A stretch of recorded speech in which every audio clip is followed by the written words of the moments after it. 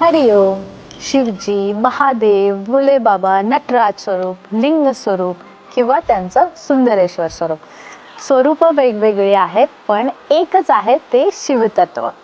शिवतत्व हे प्रत्येक मनुष्याच्या आत असलेलं आहे आणि आपण ते ओळखायचं कसं? शिव हे आपल्या आतमध्ये लिमिटलेस कॉन्शियसनेस आहेत, म्हणजे चेतनेमध्ये, अवेअरनेस मध्ये आहेत. शिव हे आपल्या स्टिलनेस मध्ये आहेत. He is that stillness in our movement. आणि आपण आपल्यामध्ये असलेल्या शिवाला कसं भेटू शकतो? त्यासाठी आपल्याला झालं पाहिजे द्रष्टा. द्रष्टा हा काय असतो?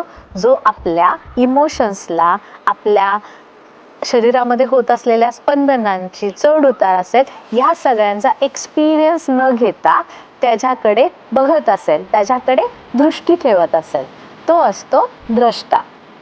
आणि त्यावेळी आपल्याला भेटतात ते आपल्यामध्ये असलेले शिव. तर येत असलेल्या शिवरात्रीसाठी स्वतःमध्ये असलेल्या शिवतत्वाला जागृत करूयात. हरिओम.